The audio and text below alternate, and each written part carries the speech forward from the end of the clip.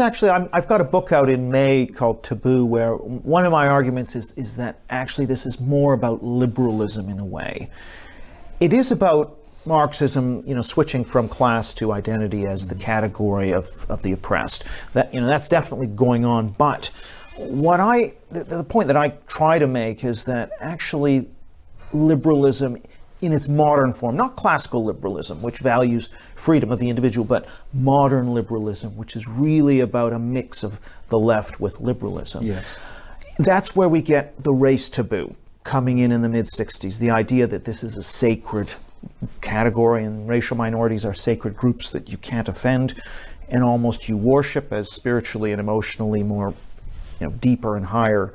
That kind of outlook stems from that race taboo, which is not something that was driven by the Marxist left. It was driven by liberals. Yeah. And so, and actually, even the idea that you want to be, that minorities are good and majorities are bad, that's not necessarily a Marxist type of way of thinking, but it's a liberal way of thinking that has become, the dial's been turned up. So a lot of what we're living through is actually liberalism gone amok. So, for example, being sensitive to minority groups, being understanding. That minority sensitivity dial's been twisted all the way. So now anything, if you can't pronounce somebody's surname, that's racism. Or if skiing is, got very few minorities in it, that's racism. So it's just an extreme spread of this idea of the taboo to more and more and more spheres of life. And that happens kind of in a ratchet. We move from Negro to Black to African American, back to Black again, all of these kinds of creeping. And similarly with Supreme Court decisions, hostile environment. If you have a sea of pinups, then it's hostile environment if you're critical of Iran's supreme leader, because that could be taken as Islamophobic. You see how all of this is creeping, and the judicial decisions and the administrative decisions are always in one direction. And so it's not like they said, we want to have a revolution. It's more that they're constantly pushing the sensitivity envelope, and eventually it just gets crazy. You see, it's interesting.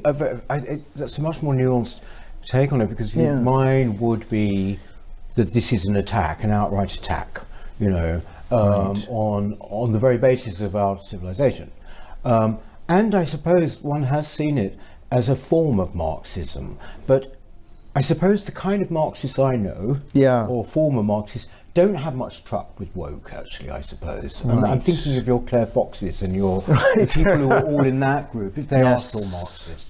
Basically, you're saying it's actually just a complete mutation of liberalism. Well, I think there's a convergence. So there's no question, like Chris Rufo's book, America's Cultural Revolution, he traces the very real linkages between the Black Panthers and Black radicalism and BLM, for example, or through people like Angela Davis, or Antifa related to the Weather Underground. And so there's no question there is a, hey, we couldn't do revolution on class, we're going to do revolution on race. That exists. But my argument is that would have gotten nowhere. Why were universities hiring these people as professors in the 70s? That wouldn't have happened unless there was a sympathy from the liberals who might not want to overthrow society, but they are constantly trying to be, they feel guilty and they want to be nice. And so that bleeding heart element works very well with the radical element. And so I think the bleeding heart element is more important in explaining why this has been so successful in its takeover. Yes, because there is also a religious aspect to it, isn't it? Kind of, I am a good person, and my opponent is actually therefore kind of wicked.